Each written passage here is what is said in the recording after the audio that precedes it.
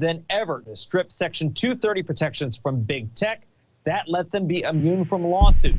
Overnight, Twitter was criticized for allowing the hashtag Hang Mike Pence to trend. It has since been blocked. Fox's Mark Meredith. Meanwhile, Apple has followed Google's lead in suspending the social media alternative platform Parler from its store, saying the company has not done enough to prevent the spread of posts inciting violence. An article of impeachment against President Trump is expected to be introduced in the House on Monday. House Speaker Nancy Pelosi gave a clear ultimatum to the president. She said basically resign or we will go ahead and impeach you. Democrats are circulating an article called Incitement of Insurrection after the mob stormed the Capitol, trashing it. Now, White House sources say there's no appetite for the president to enact the 25th Amendment, as President Trump has about a week and a half left on the job. If the House does pass impeachment articles, the Senate would hold another trial. That may not be, though, until January 19th, the day before President Trump is set to leave office. Fox News David Scott. Sources tell Fox News Vice President Mike Pence and his wife will attend President-elect Joe Biden's inauguration this month. Americans listening to Fox News.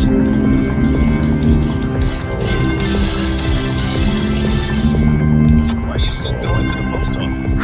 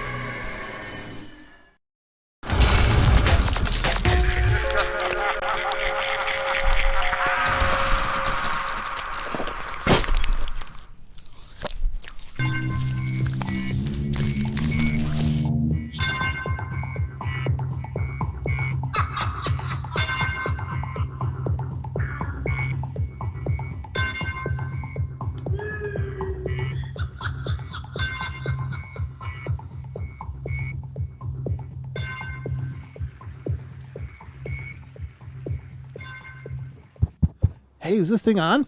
Hi, everybody. Welcome to the Paranormal Portal. It's our Saturday show, as always. 2 full hours of the Paranormal Portal. Who am I? You might ask. Well, I'm your host. I'm Brent Thomas, and you're stuck with me for 2 hours, unless you decide to go somewhere else. But I hope you don't. I hope you stick it out with us and stay here and let us do our best to entertain you. And by our, I don't mean just me. I mean me and my good friend and co-host, Mr. Don Longbeard. He means him for the first hour and me for the second hour, which will bore you to tears, I'm sure. Well, that's the spirit. Hey, we got a new chatter in here, and this is the first time they've been here. The fourth color says, I listened to the podcast for months before I found out you were on YouTube. You that found out there were YouTube shows all the time. Well, welcome in. Welcome. Yeah, I'm glad you're here. I guess I got to say though that on every podcast the show closes with hey, follow us on YouTube, watch our live streams there. So I'm glad that you came though. Thank you so much, and it's a real pleasure to see you come over here and hang out with us here. You can see all the magic as it happens. Magic. Magic. It depends on how you define magic. Brent, you goonie. So yeah, I got my Goonies shirt on, so I'm all good to go. But welcome. It's nice to see you. Thank you for coming, and by all means, spread the word. I hope more people continue to find us, and make sure you subscribe over here and hit the bell on YouTube, of course. We are also, as we are talking, streaming live on tfrlive.com, iHeartRadio, TuneIn, and TalkStream Live currently. So our YouTube streams are on Fridays and Saturdays are also carried on all those other networks. So we're kind of all over the place. We're kind of global. Not only mentally, but but also the show is all over the place, which is great. And we really are thrilled to continue to be doing this. Don, how you doing, brother? Doing good. Yeah, doing good. Yeah. Good. Had a peaceful day at home. Didn't do a whole lot of anything. Oh, good. Well, that's nice. Everybody needs those days too. Yeah, I had an okay day too. I mean, nothing extraordinary. It was kind of, just a low-key day. So I guess we both had low-key days, but that brings us to this high-energy night that we're going to bring to you. And folks, the call-in lines are open. If you want to call in and be a part of the show, you can certainly do that. The number to call into the show is 720-923-0500. And again, 720-923-0500. That's how you can get a hold of us here. And if you're on YouTube watching, the number's always above my head underneath the words Paranormal Portal. So you can definitely get it later if you forget, or if one of the mods hasn't posted it at any current time. Speaking of mods, we have any mods here? Oh yeah, there's Elaine. Hello, Elaine. And great to see all of you guys. Thank you all for coming in. The more the merrier, as they say. Oh, and of course you're a mod, Don. Well, yeah. Don's a mod. Of some type. So it's you and Elaine. You guys are in charge. You're the sheriffs in town. So no, I got to tell you, we always do really well as far as chatting is concerned. We have some of the greatest people coming in and hanging out during the shows. So we've never really had any issues with people coming in and really raising hell or anything. Cha-Cha's here. And Cha-Cha, there she is. Good. Wonderful she's here. All right, so I guess, you're all in good hands. Yes. So let's see. What do I got to think here? Was there any other laundry I needed to discuss? You know what I binged this weekend? I don't know. What'd you binge? The original Battlestar Galactica from 1978. Oh, wow. The whole series? Darn near. I'm about 3/4 of the way through. Wow. Way to represent. Yeah. You're really channeling your inner geek. Yeah, well, That's awesome. I actually, when you said... by your command. Wait, yeah. When you said the sheriff in town, I thought about the episode that the one I remember from my childhood about Red Eye and the Western type town in the far-flung future. What I thought was really unique about that show is that if you look at it, like even the pilots' headdresses, they remind me of Egyptian, like the death mask of Tutankhamun. Right. Well, now if you watch and you remember, I don't remember. There was an episode where they went through the void and they followed the star of Kobol, and they ended up at the planet of Kobol. Oh. And they found out, and they were walking around Egyptian. They showed the pyramids of Giza, and they showed some rubble and did this soundstage thing, and they showed like a version of like King Tut's death mask. Oh, and you could see instantly that you're absolutely right. Yeah. They do look like Egyptian headdresses. Yeah, they really do.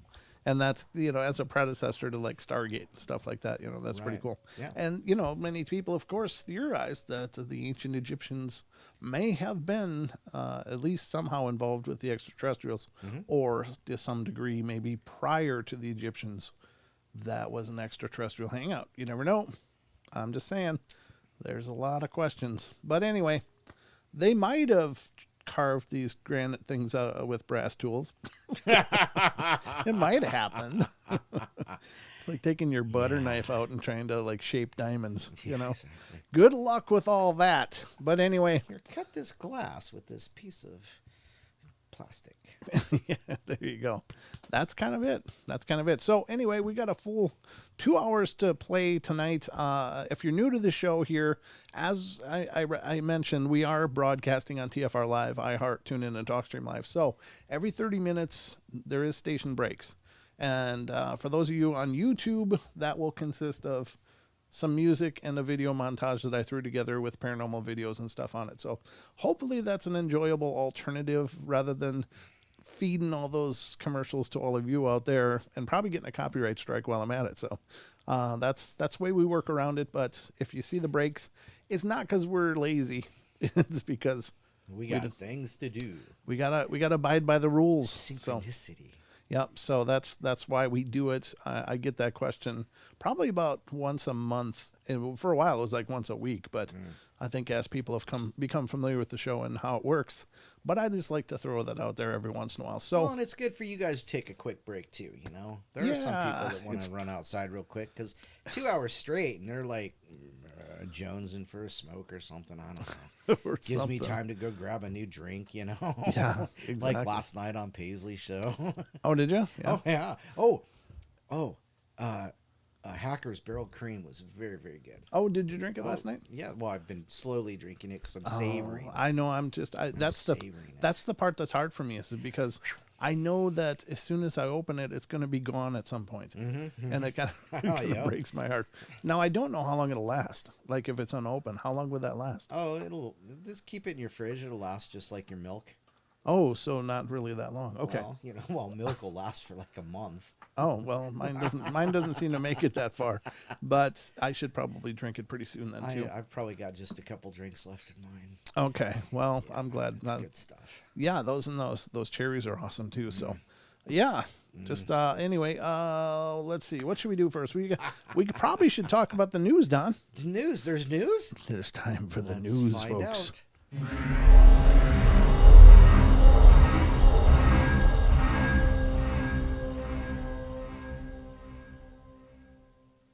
Ladies and gentlemen, welcome to the Paranormal Portal News Desk. I'm your anchor, Brent Thomas. I don't know. I get a kick out of that every time.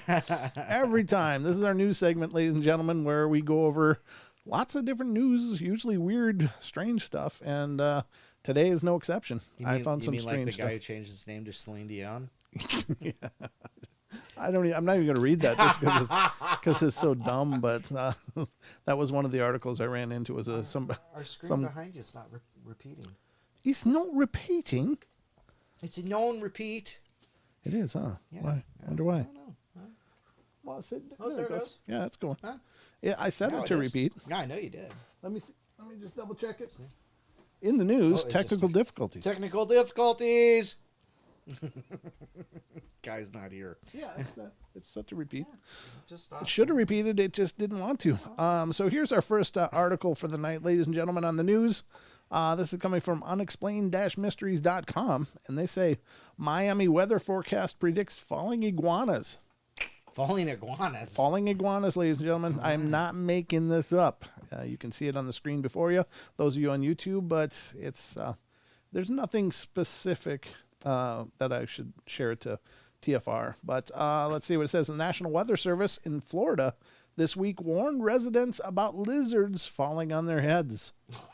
We featured many articles about the strange things falling from the sky over the years, but this is the first time we've heard about a deluge of live reptiles. A warning about the phenomenon was provided recently by Florida's National Weather Service, which noted that the upcoming cold weather in Miami may be accompanied by falling iguanas. They're like going to be falling from the trees. When lizards fly. Yeah. Ooh, get ready to cash that check. Much colder temps expected for Christmas. The update reads, low temperatures in the 30s, 40s, and falling iguanas are possible. Keep up with the forecast changes and stay warm. It turns out that the phenomena is actually not that uncommon during particularly cold spells. Iguanas are cold-blooded, meaning that they rely on the sun's heat to warm themselves up. And when the normal temperature plummets, they can become so cold, they lose their grip on the trees, branches, and fall to the ground, posing a potential danger to anyone unfortunate enough to be standing underneath. Like a drop bear. Yeah, exactly. While the lizards will typically defrost and recover after a short time, if the cold weather persists too long, it's not unheard of for them to freeze to death before they can warm up again. Falling iguanas warning, therefore, is exactly that, a notice to let people know that the weather may cause iguanas to fall from the trees and to be wary of walking underneath them. So I guess you got to look up quite a bit is the idea, or don't walk under trees. So there it is. There's the I guess it's a tweet. They tweeted it. What we know. Fake news. It's fake news. It's going to be huge. The United States version of drop bears. It is kind of right. That is kind of a drop bear thing.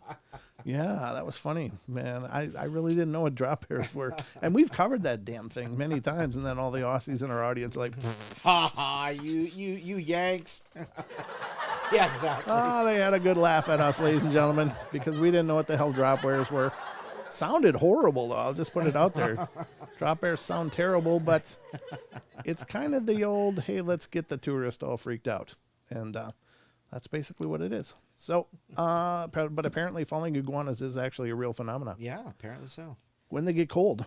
So that's the first article tonight on the news. Make sure you thaw them before you grill them. Oh, yeah. I suppose you could eat iguana, couldn't you? Yeah. Oh, you're snake. Don's like, yeah. I've had alligator. I like that. That was iguana's not much different, just smaller. Well, maybe a little less deadly. Yeah, well, the one I ate wasn't that. I mean, it was little nugget-sized pieces, so I'm not sure what the size of the one it came Gator from. nuggets, nice. There's all these alligators in Louisiana that are running around without tails. Cha-Cha's running around with a new alligator purse. Nice. All right, here's another one. This one's not really paranormal, but it's not normal. So it's paranormal by definition, folks. And this is apparently people are selling unopened presents on eBay. That's right. They are not opening them, and they're just making them big surprises, but you got to buy them. Wow, what a racket is that, right, Don? Yeah, no doubt. You know they know what's in those things. They're like socks. Oh, look, it's another fruitcake. It's $20 to $25 pair of socks. You know, I'll buy that for $20. No, $25. Okay, sold. Enjoy your socks. Which reminds me of something that happened to my son. Uh-oh. Okay. He bought this thing. He paid like $100 for this thing, right? And he's like, well, it's going to be here in like 4 weeks. It's got to come over from China. 6 weeks later, he gets a pair of kids' socks. I was like, what? You got a $100 pair of kids' socks? Wow, poor guy. Well, that'll teach you, won't you? That'll learn you. Well, there you go. So apparently unopened presents on eBay is a big thing. They're selling them. It says this particular trend has seen some recipients selling on their presents without even knowing what's inside them. Right. Sure they don't. Here's a can of poop. I just wrapped it and said I didn't unwrap it. Right. It's the gift that keeps on giving. All right. So it says, while it's not particularly unusual to sell a present or two that don't particularly want or like, some people this Christmas have resorted to selling gifts without even opening them first. These still wrap presents, which in some cases have appeared on eBay mere hours after being received on Christmas morning, are often gifts from ex-partners that the recipient wants shot of as quickly or as profitably as possible. It's a long story. The gifts are from someone I no longer want to be in contact with, one seller wrote. We now don't talk, but the gifts were given before the fallout. Hope the gifts will be appreciated by someone else, as I don't want them. Incredibly, despite there being no indication of what's inside these gifts, people have been bidding on them in their droves, sometimes paying upwards of $100. Wow. I hope you like that underwear. Here's a tie. Yeah. Some people get lucky and acquire something valuable, while others might pay this and receive little more than a pair of socks. There you go. Thank you. I'm here all night. It's almost akin to buying a lottery ticket. It's also likely that at least some of these auctions are for gifts that have been deliberately wrapped up, no kidding, No way. by the seller who knows exactly what's inside of them. This doesn't seem to have stopped the enthusiastic buyers from bidding on them, however. Well, there you go. I just think of Forrest Gump. Stupid is as stupid does. Wow.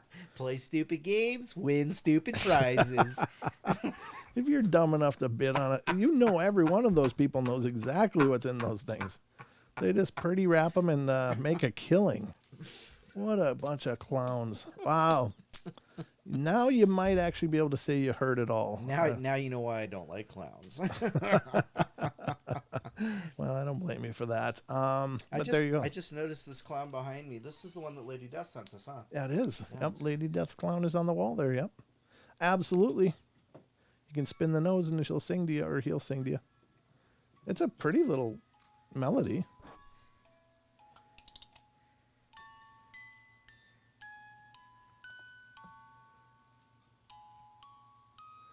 Are you good?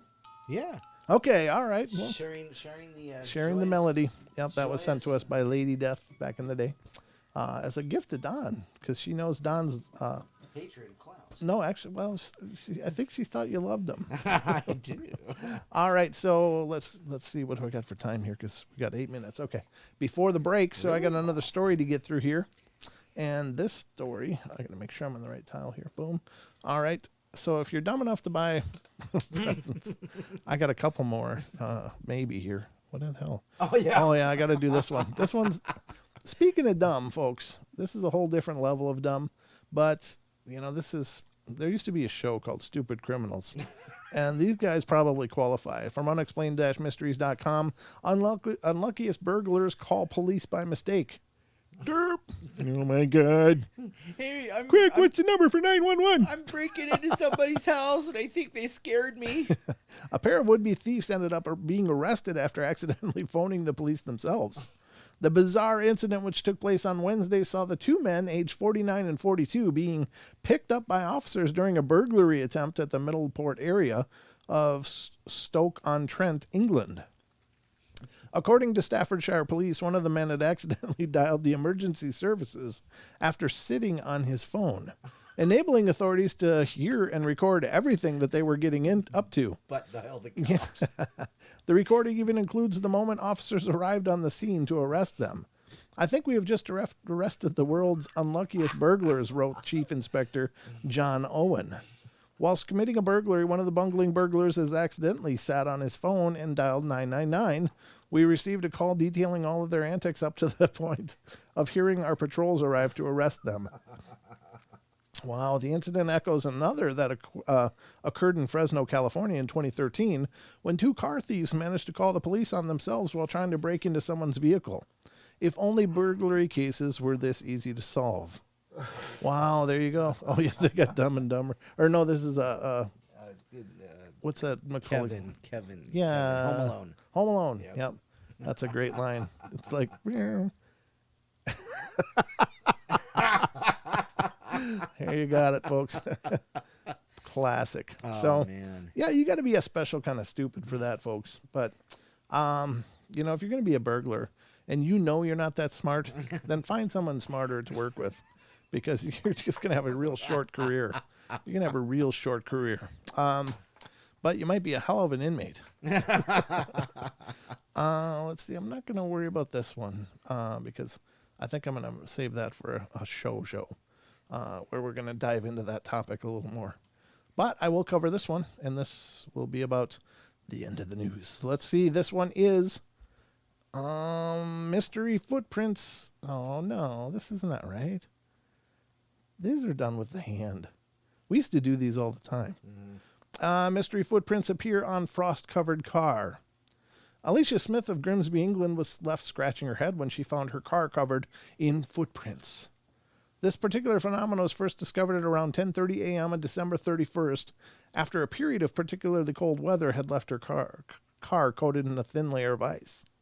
The vaguely human-like prints, which went from the front of the car all the way up to the windscreen and across the roof, were not only peculiarly shaped, but also seemed to only have 4 toes. We'd never seen anything like this before. It was odd, she said. They're a strange shape and only have 4 toes and don't quite look human. I'm not sure if it was a child. Why would somebody be barefoot in this weather? The car was parked outside our house at night, so whatever did it must have been just outside. We didn't hear or see anything. As things stand, no definite explanation for the strange footprints has been found. We used to do that on the school bus all the time. Hand and you go like this. And let me get you on screen so you can demonstrate it. You press your fist up. It looks like the toe pad and then the back to the heel, and then you take your fingers and you make toes. Left foot, right foot. Left, right. Yeah, maybe they never heard of that. I don't know. Maybe we're just ahead of the curve here, Don. But I'm sure all of our listeners are too. I grew up in that time. Yeah. We did it all the time too on the school bus, especially. It was like all those windows were caked in ice after the driver, and so we just sit there and decorate the windows with footprints and stuff. That was how we passed the time as we went uphill both ways to school. We didn't have to walk though, so I can't say it was horrible. Julia says it's her footprints. It's her size. Oh, well, Julie is our resident gnome. But anyway, folks, that's the news.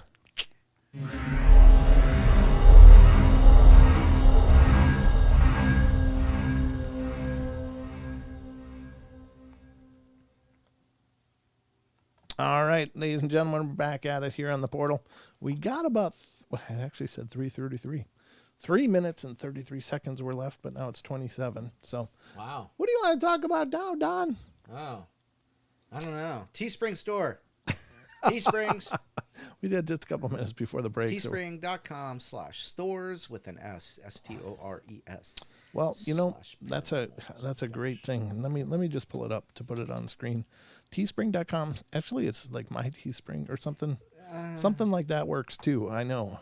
Yeah, you're right, because they redid some of their of the directing or whatever. But I can pull it up here, and you guys can see what Don's talking about. Of course, this is one of the ways that really helps to support the show is to head over to. You look good. Yeah, you look really incredibly sharp. Fabulous. You look great. You look fabulous. Here is the Teespring site, and it is where you can get all your Paranormal Portal gear: gaiters, shirts, long sleeve, short sleeve. Different designs, front and backs, and some killer designs that were brought to us by Teespring, T-Fetch, rather. Tfetch.com provided these designs, like the Black-Eyed Kids "Let Me In," and then the pyramid with the UFO above it. Mm-hmm. And so you can certainly, if you're interested in T-shirts, definitely check out tfetch.com. As he's got really about the most well-produced central hub of providers of T-shirts. And he also does some instructional and informational articles about the product as well. So, and he's a dear friend of ours, so definitely help support Thomas and tfetch.com. And so this is Teespring. This is where we help to support the Paranormal Portal, as it's a labor of love for us, but you know, we're not, I don't think we're getting rich at it, Don, are we? Nah. No, we're not getting rich yet. We're hoping to someday. Someday. Someday. We'll be doing this from a beach with frosty drinks in our hand and stuff, but hopefully a white sandy beach with lots of sun. That's the one. That's the one. Yeah, not some beach. We got a beach down here, you know. Not Lake Ponderay in the cold. Where they take the snow off the road and go dump it in the lake. Yeah, that's the way it should be done, right? Did they really? Yes, they do. Oh, I thought they were all about. Oh, never mind. Well, it's just snow. Dump it in the lake. No, I know, but don't they have like salt and crap in there? Not well, yeah. But let's salinate it. Let's see if we can get sharks to show up here.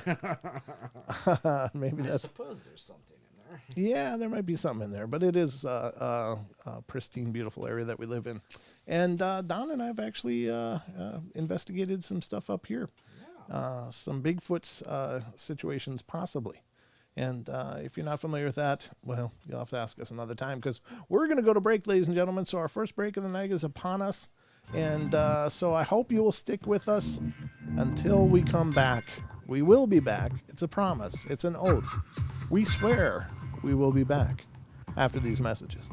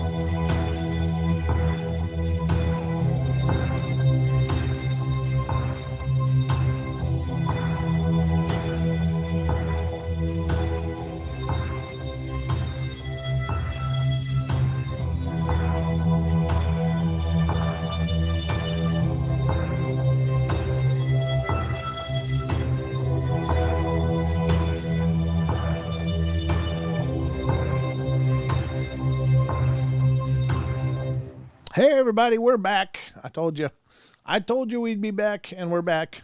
Don, we're back. We're back. We're back. Welcome back. Well, thank you. Oh. I'm glad to be back. Yeah. Hope you guys had a good break and got your libations of choice and are all comfy and cozy because more of this paranormal stuff is coming right now. Right, Don? And here it comes. Here it comes. You just never know. Just prepare yourself because we're about to break off some paranormal up in here. Gorge your loins. Jesus. Hey. All right, first comes up. First thing we're going to cover is an article. This is from Mysterious Universe. And, usually we cover Brent Swancer's articles from Mysterious Universe because he's a good, dear friend and a hell of a writer. Second to none, in my opinion. But this one sounded good, so I thought I'd pull it up for you guys. Kind of coming from the cryptid corner here. It says, mysterious 10-foot humanoid reportedly rips legs off of deer in Hull. It's not a long article, so let's check it out quickly. And then I'll get to a couple other weird stories that we've been covring on the last several shows. I got a couple more of those to get through. But this is mysterious 10-foot humanoid reportedly rips off legs off of deer in Hull. This is by Paul Seaburn from February 21st. 2020, just last year, about a year ago, almost a year ago. He says he thought it was a ghost at first. He could see it had a humanoid form, but it was darker than night and just moved across the road. Ooh. He is Finchy McFinch. Finchy McFinch. Wow. Somebody lost some sleep coming up with that one. The humanoid he saw, he estimated to be 10 feet tall, and the road was A18 near Humberside Airport in North Lincolnshire, England. Hull Daily reports that Finchy went back to the location of the mysterious sighting with a friend the following day and found a hole in the hedgerow which the humanoid might have run through, and somehow he thought was a little bit strange. 2 deer legs in the middle of the road. Just the legs. Wow. The picture quality isn't great, as it's taken from inside the car because he was a bit creeped out. You tell people about it and they say it's just poachers. And yeah, that does go on, but why would a poacher stop on A18 to butcher a deer carcass? Why would they leave the haunches behind? Yeah, especially though those meaty, loving haunches. The picture was taken by Finchy. See it here. Let's see if we can, because I want to see what this looks like. Looks like it is here. Oh, there they are. There's the pictures. And we can certainly copy this and put it in the TFR chat in case somebody shows up over there. I know Lucky's over there, so let's put this in there. And she can check it out. But this is from apparently left by Finchy McFinch. And his friend, the picture was taken by Finchy. Okay. And his friend Lee Solway. He thinks it had to be something strange because his buddy was so creeped out. He also believes other people must have seen either the 10-foot humanoid or the deer legs on the busy A18 route to Humberside Airport. In fact, Hull Daily reports that it found an unnamed elderly couple who claimed they saw the same 10-foot humanoid before Finchy's encounter. While they didn't say what they thought it might be, Solway offered a few ideas. South of the river, there's been quite a few sightings of the half-deer, half-man creature. Oh, I didn't think that was coming. I thought it was like a Bigfoot thing. Yeah. Very similar to the puka in Celtic folklore. But you also get Bigfoot sightings that run up and down the A15. Half man, half deer, ? Yeah, that's what I'm thinking too. Spoken like someone familiar with British cryptids and the paranormal, which he should be, Lee Solway is the host of the Realm of the Supernatural podcast. His co-host is, you guessed it, Finchy McFinch. I love that name. I thought that was going to be the name of the cryptid, by the way I read there, right? While that should make them reliable witnesses, they may have yet another motive for promoting his story. Lee and Finchy will be appearing at the Research and Witness Convention in 2020 in Kingston upon Hull next week, discussing local cryptids they have known or heard about, along with various other local paranormal incidents. The giant humanoid sighting will fit right in with some of the area's other unusual creatures, especially one who could use a better name if he wants a paranormal series to search for him. Old Stinker. Wow. There's got to look out for Old Stinker, Don. Old Stinker is also known as the Beast of Barmston Drain. which is an alleged werewolf with extremely bad breath, as reported by those who managed to come face to face with the creature. Face to face. And live to tell about it. That sounds like a Dogman kind of thing, doesn't it? Yeah. Barmston Drain is part of the land drainage system for the River Hull and notorious hiding spot for bad breath beasts. Okay. Could the 10-foot deer butchering creature of A18 be Old Stinker or a werewolf? Well, Old Stinker was described by some witnesses as being 8 feet tall, but he prefers tormenting women rather than deer. That Old Stinker. That's why they call him Old Stinker. In any event, here's hoping Solway and McFinch and some more credible witnesses to Finchy's encounter with a 10-foot humanoid or couple of 3-legged deer. Wow. That wasn't a scathing article. No, not at all. There's no tongue-in-cheek on this. Yeah, that's Paul Seaburn. His articles tend to be a little more, irreverent and silly than not. But anyway, that was that article. I thought it sounded interesting, so we brought it to you here, folks, because that's kind of love we bring to the portal every time we come on. Let's see. Now, there's another article I wanted to clean up, and it's one I've been dragging. What the hell is this? What the hell is this? That's a whole different... I don't even know what that is. Weird. Okay. All right, so this is a series of tales that we've been covering the last couple of days. There's just 2 left on this list. I thought there was a bunch more, and I chopped it off last night. But like deer legs, like deer legs, just like that. But I don't think that 2 more is too much. So this is it's a list of stories from Factinate.com, and it's a glitch in the matrix stories. And some of these actually are more like hauntings. Full disclosure, they're not actually very much. Not all of them, or not many of them, seem to me like glitches in the Matrix, but some of them do. And this one is number 48 on the list. It's playing hooky. Oh, you still haven't finished these? No, I did a bunch last night too. Yeah, wow. It was a big article. There's no question, but lots of fodder for several shows, as it turned out, Don. It says, in high school, I remember going to English, and the teacher did roll call. She called my name, and I raised my hand and said, "I'm here."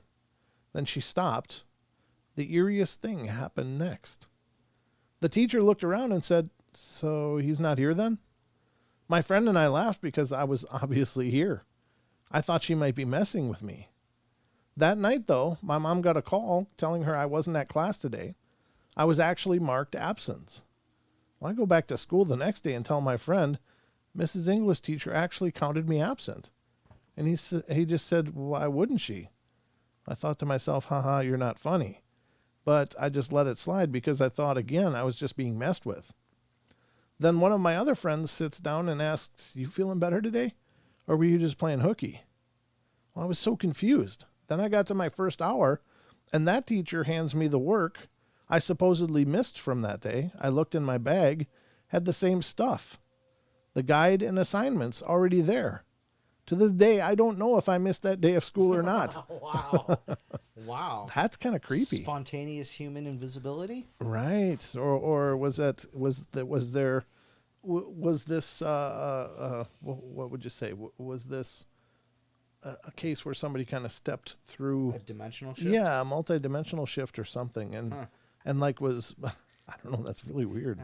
That's really weird. But he said that his friend laughed with him. But did he leave the next day? Yeah. I don't know.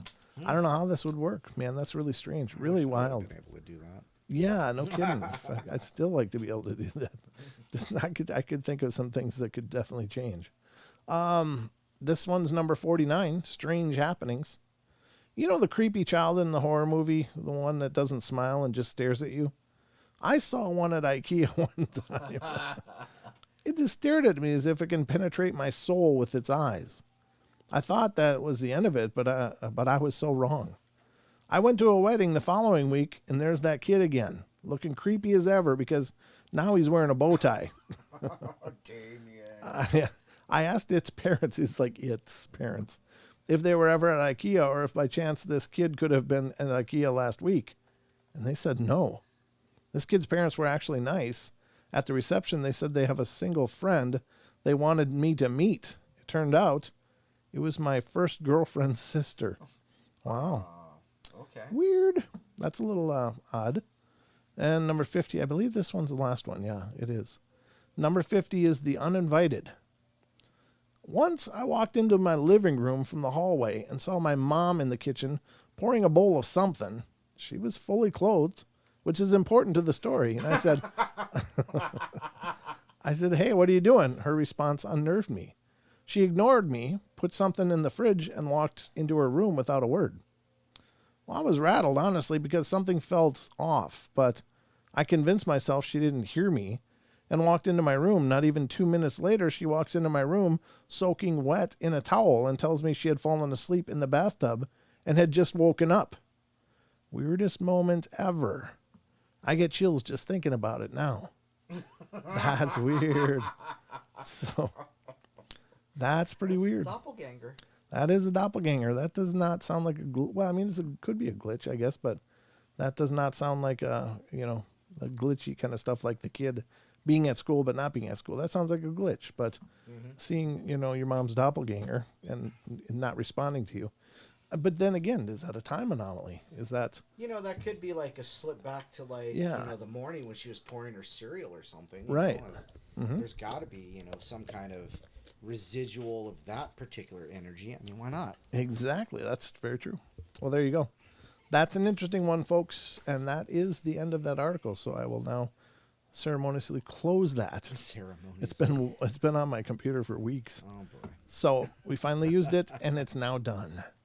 But yeah, I love those stories because here's the thing.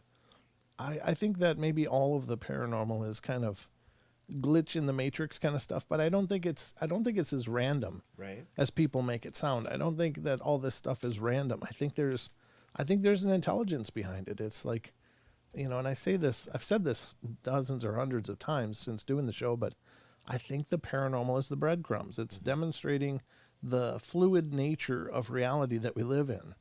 How many religions and legends and stuff deal with things happening that were, larger than life. Right. Yeah, I mean, just Christianity, for example. I mean, there's so many miraculous things that happened that broke reality in a sense. The fish on the mount. That there was only a basket of fish, but somehow it fed everyone sitting there on the sermon. Right. That's a glitch in the matrix, but. I'm not saying it wasn't miraculous, and I'm not saying any of these aren't miraculous. I think they are, but we don't have the context for it. It's just like, wow, this is where things are really creepy and weird. But I've long thought that we are multidimensional entities. I think we truly are. I think we exist in many different dimensions simultaneously. It's just something about the nature of this one makes us just be tunnel vision focused here. But sometimes that wavers, and sometimes it expands, and we get glimpses of things that don't make sense. And oftentimes we think it's maybe diabolical, or there's in the case of hauntings, it's scary, it's horrible, something's trying to take over my soul, because that's oftentimes where people go when they're dealing with the paranormal. Is it something evil? Right. Is it trying to take over my soul? Is it trying to possess me or something like that? And I think in many cases it's just something expanding, and you become aware of that multidimensional truth that we live in. I don't know. Does that make any sense? Yeah, absolutely. Okay. To me it does, at least. But then again, we sit in the same room a lot, Well, there it is. Yep. It's kind of a cultish thing. People with similar beliefs. Yeah, Lucky says, I'm glad to see that people are not just attributing such sightings as just shadow in the corner of my eye. That's funny, because shadows in the corner of the eye seem to be one of the first awarenesses people get of these experiences. It starts with, I started to see shadows moving, and then suddenly the cabinets are opening and closing, and there's footsteps in the hall, but it always starts with that subtle thing. And maybe that's the multidimensional awareness waking up. I'm not saying that that's every situation. I'm sure there are legitimately hauntings. I do believe that, but I think sometimes it's just people misunderstanding the nature of what they're experiencing, and so they attribute it to something else. It's some other intelligence.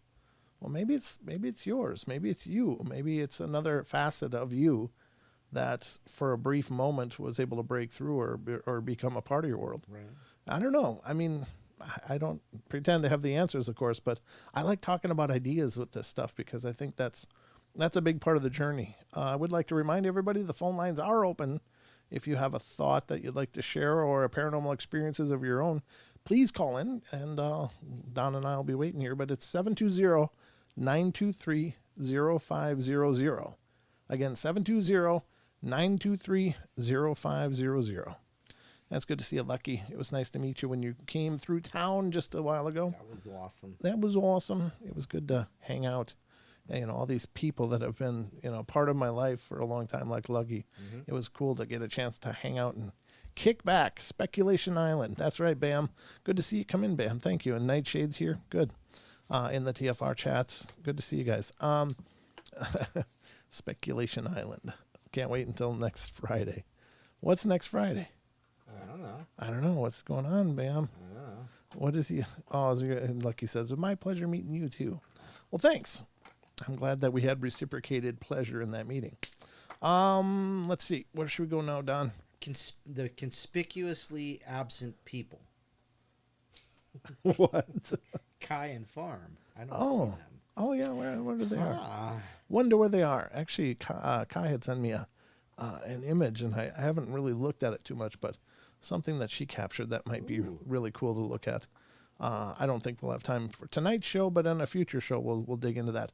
I would like to, speaking of things that were sent in, ladies and gentlemen, and, it's hard. Maybe I should save it for Wednesday, Don, because we can't share it with the TFR crowd. Good point, yeah. It's a video file that was sent to us. It's really pretty cool, but unfortunately, given the nature of this, it's something that has to be seen. I can't link it. Well, to be believed, and if you'll even believe that, it's just pretty. I mean, it's not that it's unbelievable, but it's a video that somebody sent in. Yeah. It's very interesting, and it's really a head scratcher. Something. Speaking of a glitch in reality, that's definitely one of them. It looks like. Next month is Saturday the 13th. Okay, good. Then we'll probably have to do a team up with the Freaky Friday again, Don. Saturday the 13th is in February, apparently. You mean Friday the 13th? Oh, Saturday. Derp. Hello there. Hold on. Thank you. Or.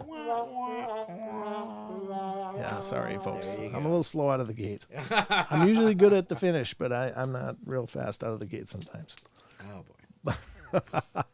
It's like Saturday the 14th. Yeah, Saturday the 14th. I think it'd be better to wait anyway because I've responded to the person that sent in that video, and I've got some questions just to get more context on what's going on. But suffice it to say, Wednesday's show is going to be really interesting, just if only because of that, but hopefully for a lot of other reasons as well. But it is a video file that a listener sent in and said, "What is going on here?" And I'm like, I don't know for sure. It's pretty bizarre. And it's really got my head reeling trying to think of possibilities here, but could be extraterrestrial, could be a glitch in the Matrix. I don't know. Could be some weird mechanical difficulties too, but that's not beyond the realm of reason or possibility, but it certainly is a strange one. So we'll unveil that on Wednesday. Sorry, I shouldn't even have brought it up tonight, but I forgot about that video aspect of it. So, how could you forget about the video aspect of it when it's a video? Don, this is my head we're talking about. You have no idea the things. Confusion's going on. You have no idea the things that go on inside my skull. Just for the record, I'm not even sure what's going on in there most of the time, and this is where I live. So, here's an article I think should be should I get into the 6 minutes? What do you think? Do you got anything that we could roll over for 6 minutes? Well, Philip Blair said, I have a very long story about little people, and it made me think of you guys. So, found a very long story, I see. And Kai just happened to pop in because somebody apparently messaged her and said, summoned her. Where are you? Well, yeah, it's like you guys got to represent up in here. Come on. What do we got to do? Give you a wrench? Oh my God! Just distributing them like party favors. Here, one for you, one for you, one for you. Here's an article. I guess we can get into this before the break because we are heading to the break. So I don't want to go into a Brent Swanser article because they're long and because it kind of interrupts the flow of it. I try not to interrupt things with the breaks. So Oh, this was one that I was going to... This one is... well, this is visual too, so let's go with this. I'm going to put a link in the TFR chat as well, because this one is a video link, but it's something you guys can check out with us on YouTube here. Of course, the YouTube audience will see it on screen, but this is the article we're covering now. And this is, Bam says, by the way, I have no calendar. Okay. Bright UFO flies behind reporter during live broadcast. That's pretty wild. Bright UFO. In the curious video of a Spanish news broadcast, a mysterious UFO can be seen gliding through the night sky behind a journalist residing in Rome. The odd occurrence was noted by an alert audience watching an evening broadcast of Telecinco TV last Friday night. And this is when? May 12th? I guess it's May 12th, 2020. As a reporter... Oh, look at this video unavailable. As reporter Dario Menor starts his Rome report, a strange bright object unexpectedly appears on the screen behind him and flies across the sky. While the video of the UFO seems to be blue in the footage taken by the witness, he clarified that it originally appeared white as the event occurred and only took on the blue hue when he filmed his TV with the smartphone. As to what the phenomena might have been, hypothesis includes drones, the reflection of light on the surface, the secret government spaceship, or aliens plane. So there's no video I can show you, but I would like to point out, recently we covered reports coming from Hawaii of a bright blue UFO that seemed to go right over the populated areas of one of the islands there and then seemed to disappear into the ocean. So what are these blue UFOs? Don't know. I don't know either. That's actually not the first ones I've heard of, because I read another story earlier today, and it was talking about, a cigar-shaped blue something. And it's been within the last year. It seems like there's a spate okay. of blue cigar-shaped lights being seen in the night skies around the world. Okay. So, it's an interesting thing. What did you just found an article before we came live, and it was like, is that one of them that you wanted to cover? But I mean, I don't mean to get into it now, but just the meat of it was like, a bunch of UFOs are observed, like thousands of UFOs observed through 2020 leaving. Oh, right. Yeah. Let me see if. Did you save that? You know what? I don't know. Let me get back to that. Okay, so we might get into that too after the break, or in the second hour anyway, ladies and gentlemen, because we're closing in on the end of the first hour as we're chewing through the night here. The time always goes really fast. Man, during the break, I got to turn off Alexa. She's just... Alexa, shut up. I have an Alexa, and I like to play like Native American flute. I think it's very relaxing and nice, and it's very ambient, but that's that squealing you're hearing in the background. It's much nicer in person, trust me, but it doesn't sound good on the back end of a broadcast. So that's much of my failure to plan appropriately. But on the other side of the break, also, we'll get into an article from Brent Swanser, and this is a great collection of experiences that people had long ago. It's mysterious tales of explorer accounts with bizarre, unexplained creatures. And you know how much we love some cryptids around here, which is a lot. We love us some cryptids. So we'll definitely get into that on the other side as well. So we'll find out what Don's article was, if we can locate that again. Do you think you'll be able to? I'm looking. Okay. Yeah. All right. Yeah, that's the site. I think it was like right there in that area. So we're going to get into that as well. But we are just about a minute out of break, about a minute and 20 seconds. Oh, so here it is. Yep. Okay, good. So we got that to cover when we come back. But apparently a bunch of UFOs were seen leaving the Earth during 2020. So what's coming? If they're leaving... Why aren't we? Take me. Why Take me. Jumping ship. I know, but it's like if they're going, what's coming? Yeah. Is it the really good ones or the really bad ones? Who was here? First of all, who's already here? Which ones were here? Yeah. Yeah, and who's coming then? They're the ones who like to core anuses out of cars. That's the ones that were here. They're like having McAnus burgers up on the spaceships and stuff. Like McDonald's McRibs. Yeah, exactly. It's like, what the hell? I don't understand. Hey, throw a cow anus on the Barbie. Yeah. Hey, we're expecting company, George. Grab another package of anus. I don't know what they do that for, ladies and gentlemen. It's been an ongoing question for the Paranormal Portal is, why cow anuses? Why do they core the anus? What's going on? What can't they figure out about this that they got to keep doing it? Just can't get through all the BS. Well, it's one way to deal with a lot of crap, I guess. But there you have it, folks. So we're going to break off in just about 10 seconds here and go to the break. Again, just know that we'll be right back on the other side of the break. Those of you on YouTube will be treated to a video montage along with some music. So I hope you find that acceptable. I know that breaks are awkward, but they got to happen. We got to pay the bills. So we'll be right back. Don't go away.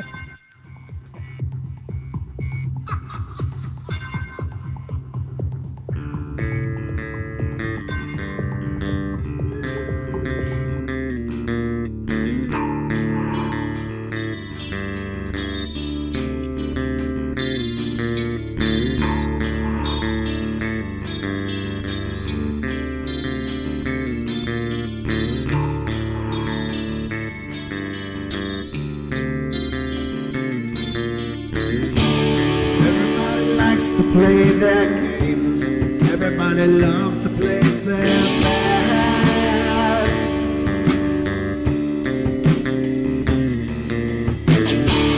They don't understand the price I paid. They don't care to comprehend.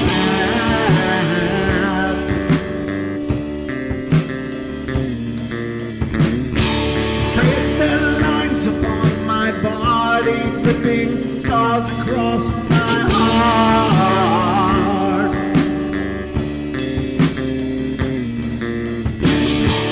Raging anger pours inside me as their lies keep falling apart.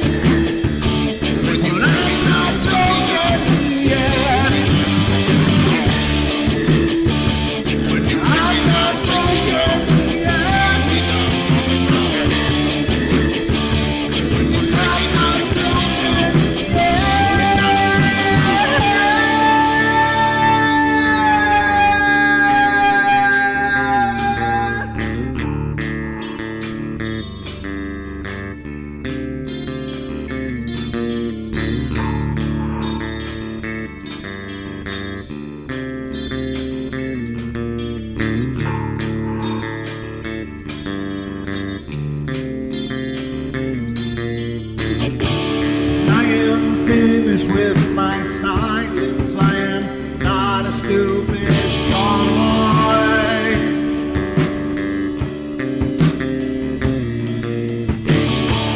No more breaking me with kindness, just you dance upon my joy.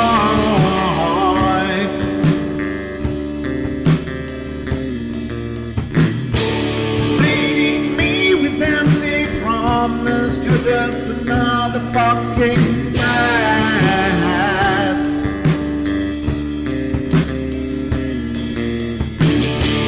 Taking off the slice of my sanity, just make sure that you're well fed.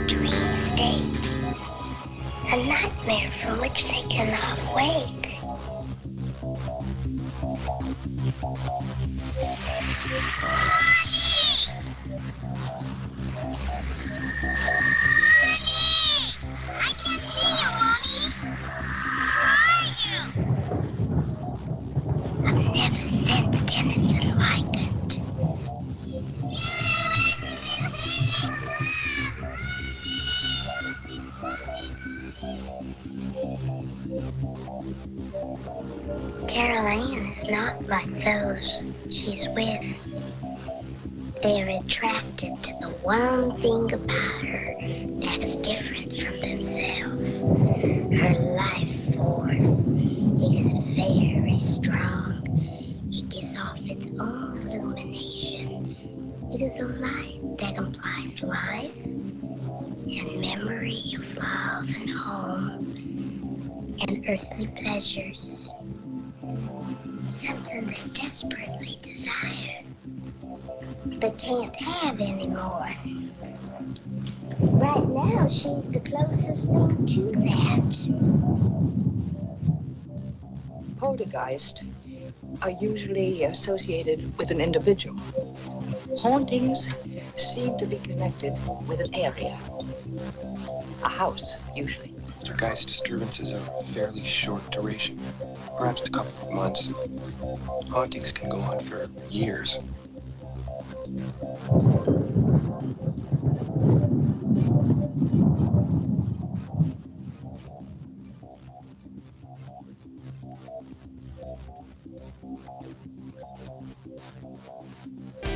Hey, everybody, welcome to hour number 2 here on the Paranormal Portal.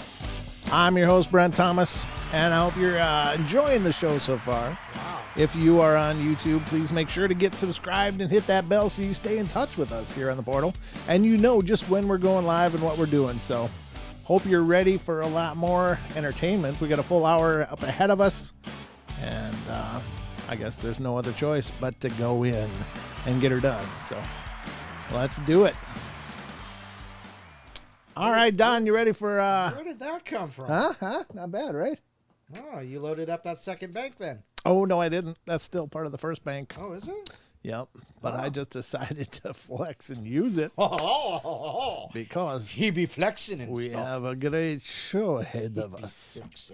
We be flexing here, folks. But welcome to the show, and thank you, all of you, for being here. Special thank you to Miss Deborah Varner. Your package arrived today. Oh. There is so much fudge love in there. That was really cool. Really appreciate it. My diet, however, is seriously in jeopardy, but it's worth it.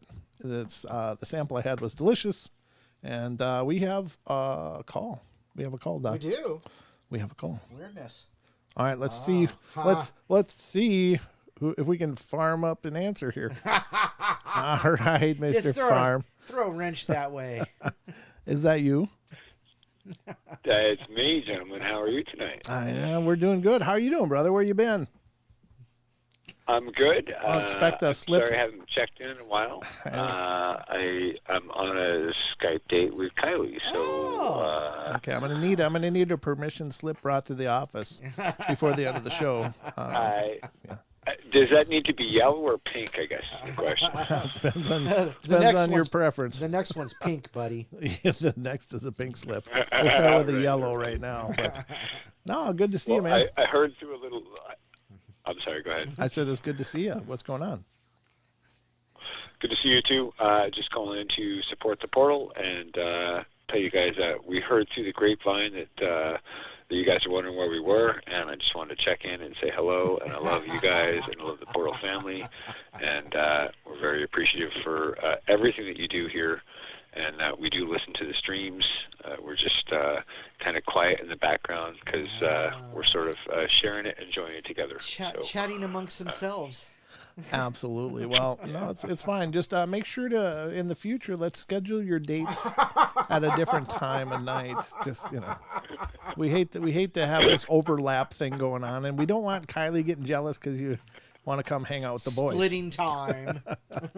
So, no, very cool, brother. It's All great. Right, we'll try to reroute a little bit, but I just want to support you guys and say, keep it up, keep up the great work, and we're in the background, quiet, but we're listening, and okay, all right, be supportive. You know what? I'll email you the test to make sure that that's true. All right, brother. You guys take care and thank you. Have a good night. I'll get a pink and a yellow slip together for you. All right. See you now. Have a good night, There you go. So there's our friend Farm. There he is. Here he is. All right. So we've got a lot of show left for you guys. I hope you guys are ready to be even more entertained than you already are. Hopefully you are. That's, of course, always our objective here on the portal.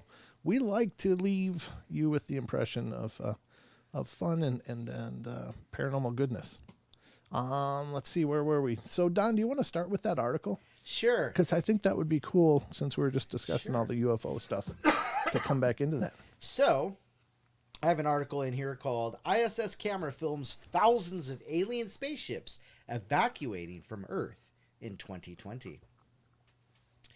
In November 2019, during a NASA live stream, the International Space Station, ISS, captured footage of 3 different UFOs where a Russian cosmonaut was heard saying it's a ship. According to UFO researcher and self-proclaimed extraterrestrial life expert Scott Waring, NASA is aware of the alien spacecraft flying near the ISS. Waring shared a clip on his YouTube channel and wrote in his blog, "This conversation recorded from the NASA live cam is 100% proof that NASA knows about alien craft buzzing past and around the space station. When the Russian astronaut aboard the ISS said, 'It's a ship,' the NASA ground control cut him off and said, 'Copy all,' before he could finish what he was saying." Yes? Oh. I was just going to say, I wonder if it was that wasn't the urine that was flying in formation, was it? I don't know. Oh, you know what? Actually, now that you mention it, I think this is the same guy who wrote that story. Now that I think about it. But anyhow, she already had seen it on live cam at ground control.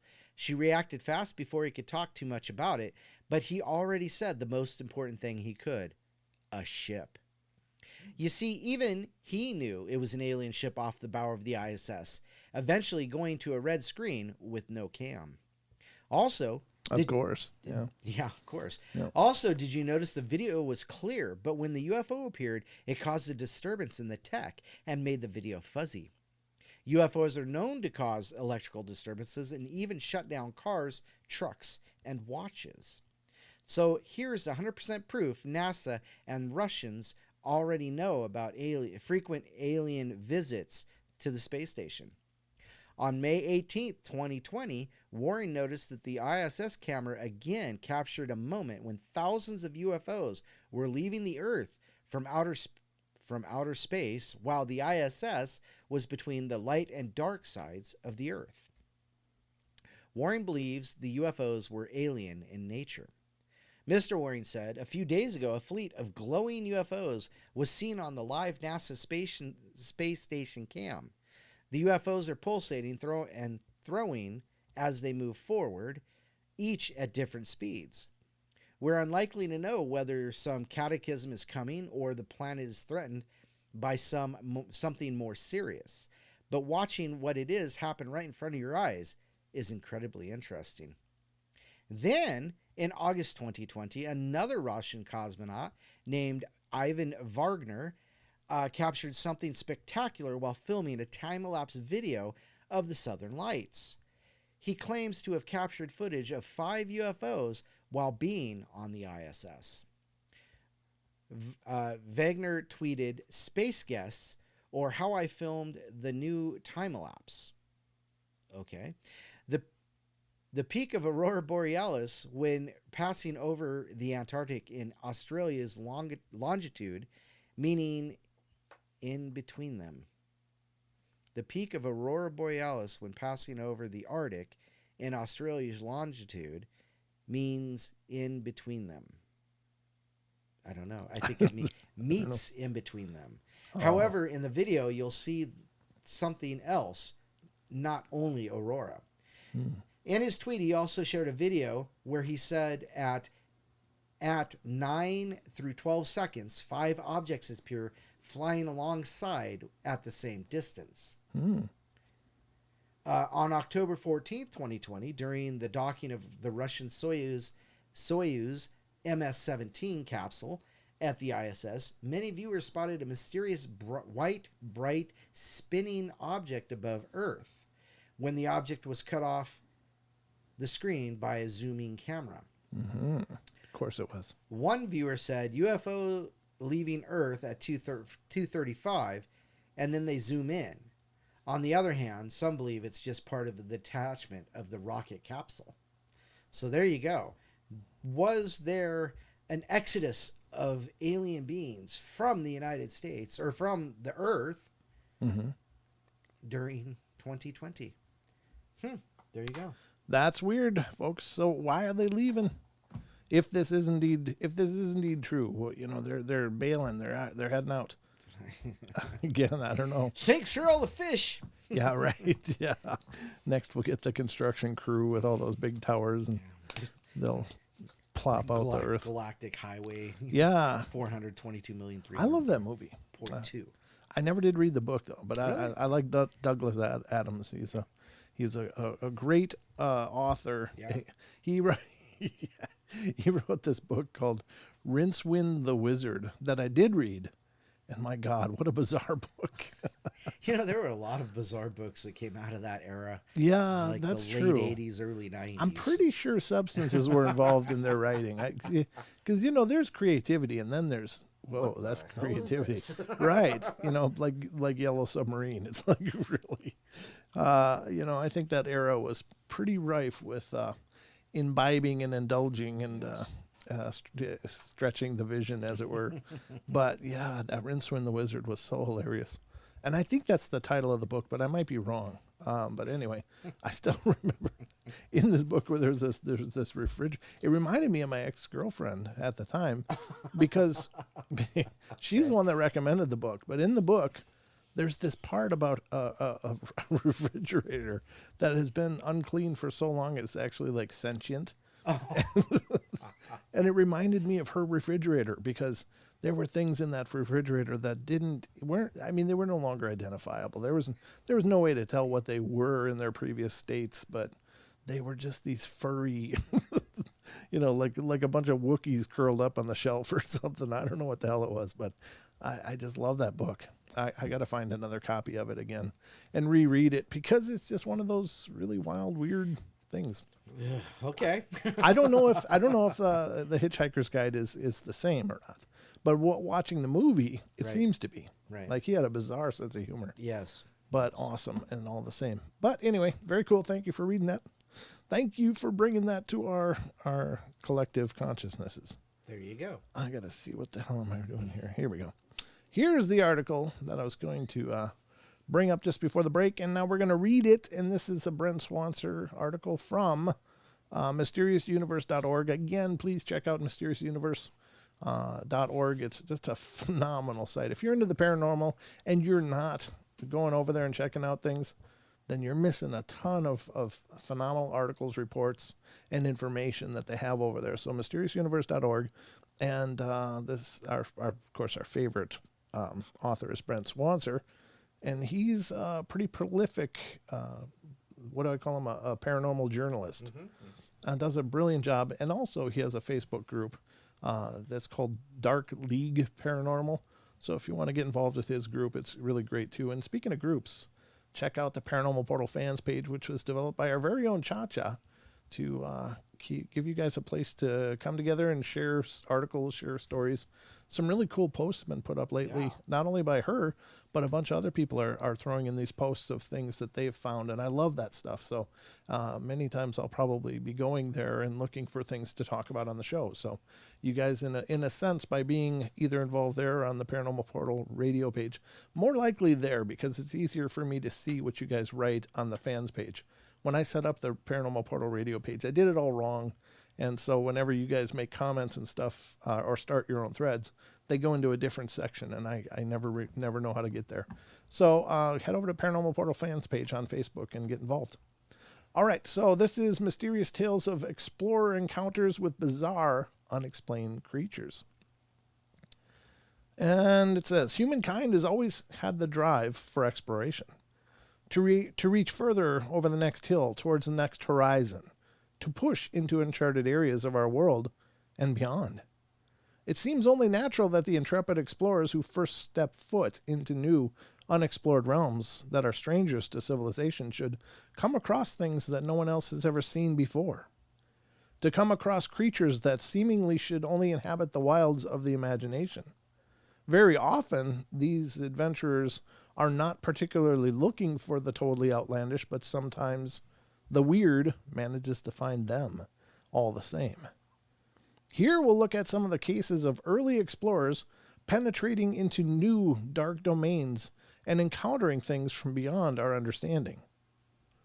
Going way back to the year of 1882, we have a curious discovery that was allegedly made out in the wilds of Australia by explorer and naturalist Henry James McCooey, who was at the time exploring the vast uncharted wilderness of the coast between Bateman's Bay and Ulladulla of New South Wales.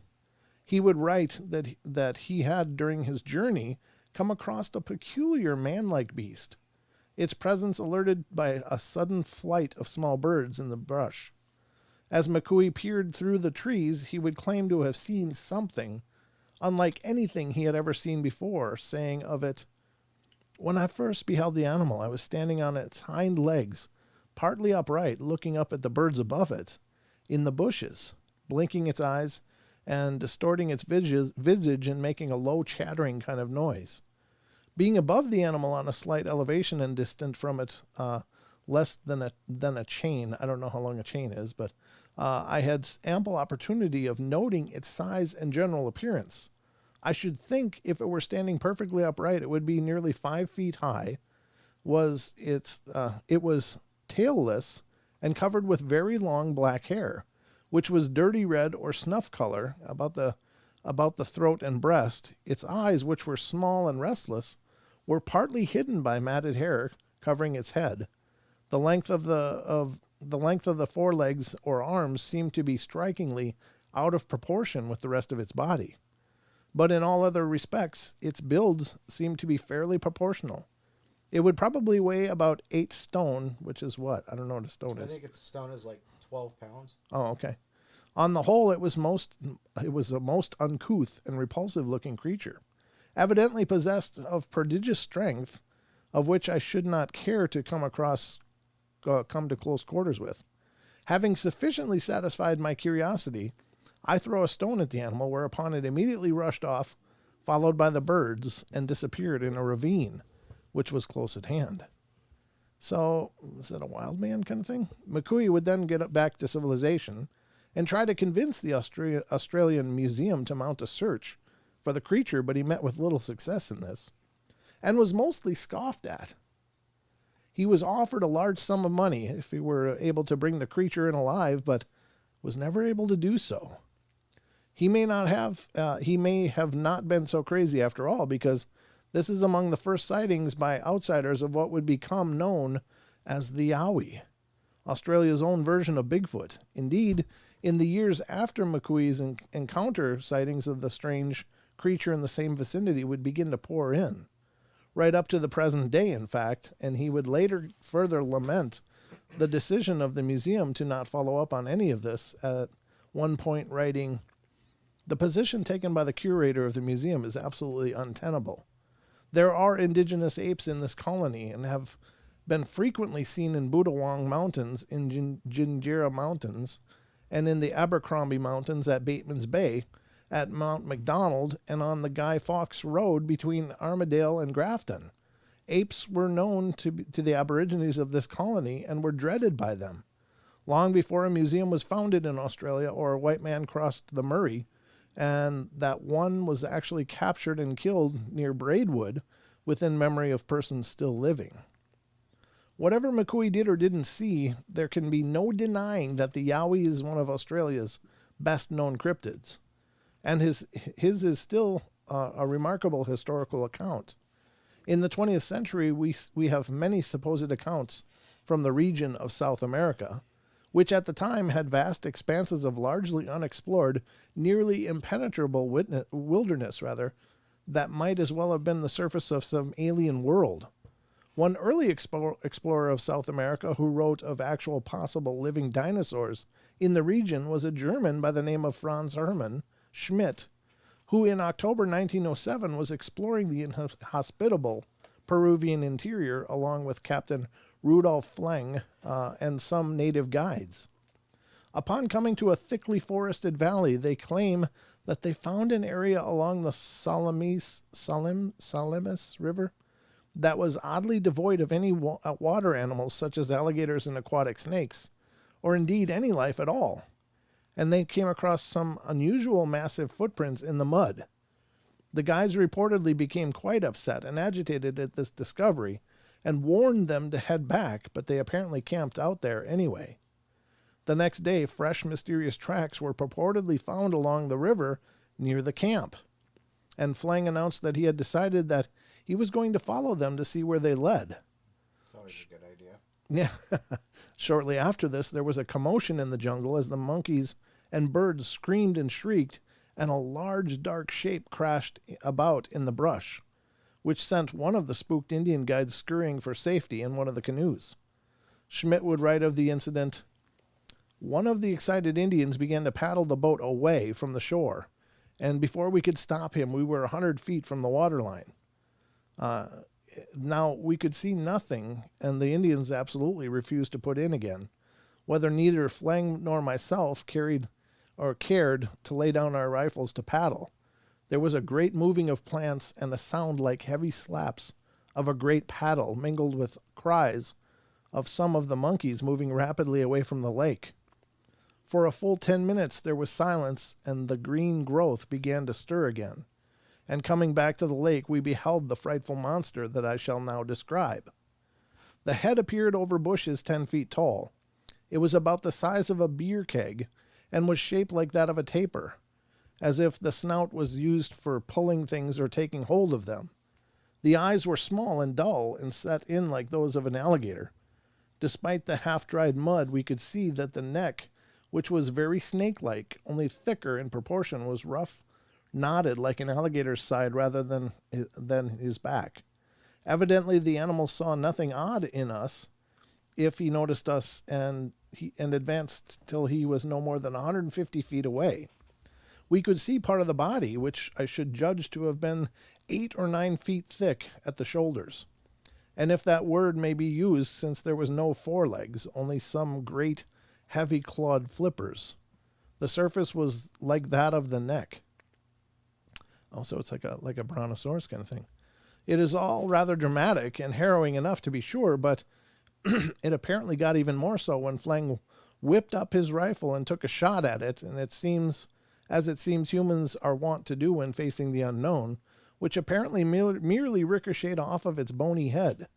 Schmidt also fired at it, and this time hit it in the base of the neck, which seemed to also have little effect. According to Schmidt's account, they then began unloading their weapons on the massive creature in unison, which sent it fleeing into the muddy water. Schmidt would say of what happened next, "As quickly as we could fire, we pumped 7 shots into it, and I believe all struck. They seemed to annoy the creature, but not work any injury. Suddenly it plunged forward in a silly, clumsy fashion. The Indians nearly upset the dugout getting away, and both Flang and I missed the sight as it entered the water. I was very anxious to see its hind legs, if it had any. I looked again only in time to see the last of it leave the land, a heavy, blunt tail with rough, horny lumps. The head was visible still, though the body was hidden by the splash. From the instant opportunity, I should say that the creature was 35 feet long, with at least 12 of this devoted to the head and neck. Wow. In 3 seconds, there was nothing more to be seen except the waves of the muddy water, the movements of the waterside growth, and a monkey with its hind parts useless, hauling himself up a treetop. As these Indians paddled away frantically, I put a bullet through the poor thing to let it out of its misery. We had not gone 100 yards before Flang called to me and pointed to the right. Above the water, an eighth of a mile away, appeared the head and neck of the monster. It must have dived in and gone right under us. After a few seconds gaze, it began to swim towards us, and as our bullets seemed to have no effect, we took flight in earnest, losing sight of it behind an island. We did not pick it up again, and were just as well pleased."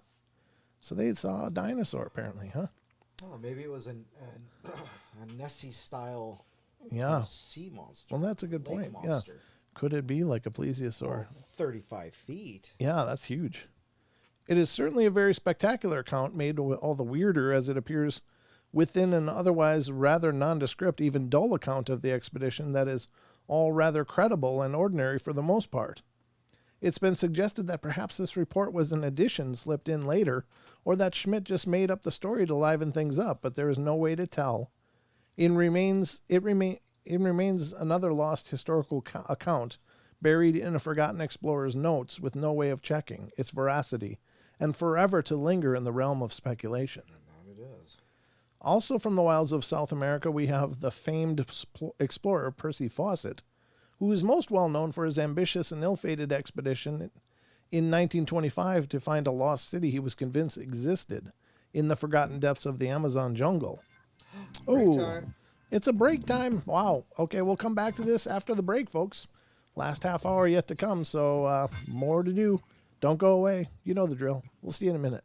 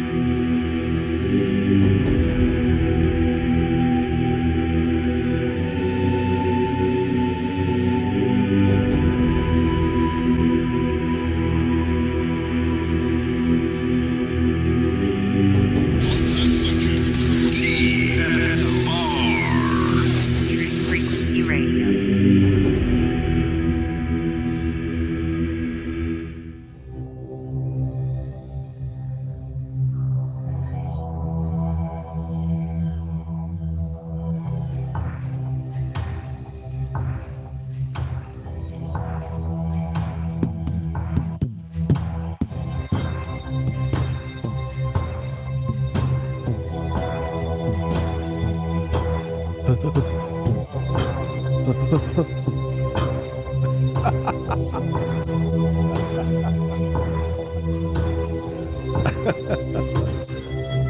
working on my beatbox.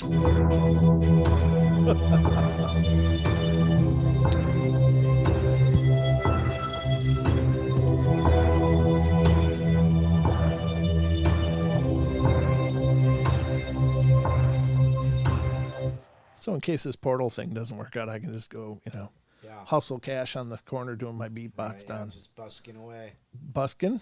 Is that what they call it? Yeah, it's called busking. See, I don't know this stuff, man. Oh my goodness! How would I know this, Don? Busking?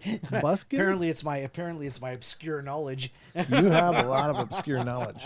Glazier. Yeah, I'm telling Don the story about the glaziers, the glass blowers. The glass. And Don's like, they're called glaziers, and I'm like, how the hell am I supposed to know this stuff? How am I supposed to know what glass blowing people are called? They don't wear name tags. I'm a glazier. They just do the glass stuff at the Renaissance He's the Festival. guy who blows glass. Your father's not a glass blower. That's what I heard anyway. Thank you. That's Thank you glass with an L. Ha ha ha. Anyhow. Anyway. Hi, Ken. Hi, Ken. How you doing, brother? Ken is our one of our Aussie listeners. He and the Aussie Tiger. Oldest, yeah. Yeah, he's one of our oldest. Yeah, for sure. He comes in. He's like old school Paranormal Portal listener. He's been around since the inception of the Paranormal Portal, and he's also had an eyewitness account with what we believe. Well, with several things. First of all, he's had many paranormal experiences, but we believe he has seen the elusive thylacine. Thylacine. That's right. Yeah. The that's Aussie really cool. Tiger. And the he's Tassie Tiger. Tasmanian tiger, yeah. Yeah. But hopefully he's going to document that. Aussie Tiger means something different in the portal. Oh, I guess I didn't We've know. got a chatter named Aussie Tiger. I know that, but I thought maybe it's the Tassie Tiger. They just call it the Aussie Tiger. I don't know. Again, how am I supposed to know this stuff, Don? Can't know everything. Jeez. All right, so we are Sorry. We are mid-article here. We're reading a Brent Swanser article, which is accounting. It's chronicling accounts of early explorers who are running into cryptid creatures. Mm-hmm. And we just got through one that would seem to be much like the Mekele Mbembe of Africa, but it was from South America. And I had not heard that there was one in the South American that I recall anyway. So that was the Schmidt exploring expedition down in the in Peru. They were in Peru, looking at the inland of Peru. And now we're getting to one talking about Percy Fawcett, who was a much more well-known name. But this is it says also from the wilds of South America. We have the famed explorer Percy Fawcett, who is well known for his ambitious and ill-fated expedition to 1925 to find a lost city that he was convinced existed in the forgotten depths of the Amazon jungle. A journey which he would vanish off the face of the earth to become one of the most baffling disappearances in history. Well, I've written of Fawcett and his various expeditions in much more depth, and then he links to a different article. But one of the more interesting aspects of his adventures are all of the strange and mysterious creatures he allegedly encountered along the way. Fawcett kept detailed journals of his expeditions, and flipping through the normal, more mundane everyday trials and tribulations of the expedition, one can find some rather amazing, bizarre accounts involving myriad strange creatures that just seem to fly off the page. Indeed, Fawcett's journals hold a veritable zoo of strange beasts that have never really been identified or explained. And he once cryptically wrote of the Amazon as being a poisoned hell that could never be explored on foot. 60-foot anacondas capable of picking a man out of a canoe, savage ape men, an infested plain of deadly snakes, bats so big they look like pterodactyls, ferocious black panthers, white Indian tribes, swarms of biting bees, fires in the distance. And that was what he said. It's funny he spent so much time there. Doesn't sound like he liked it a whole lot. Some of the strange creatures that are mentioned in his journals, which are obviously something not officially known, are frustratingly mentioned only briefly or in passing, as if they are just part of everyday life for them.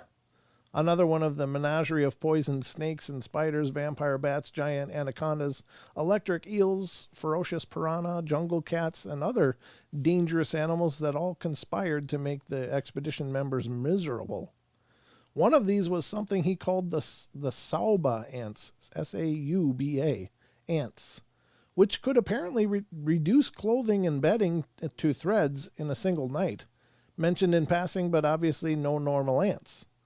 There was also casual mentions made of millipedes that squirt cyanide in a type of gigantic spider larger than a dinner plate that he calls the Apazauka spider, which he said had poison that could kill a grown man nearly instantly and liked to enter tents at night.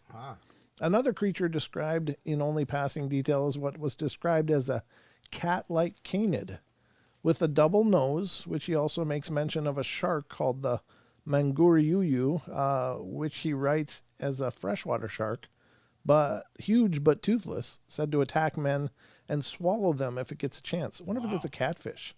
That's I wonder, yeah. Yeah, one of those catfish type.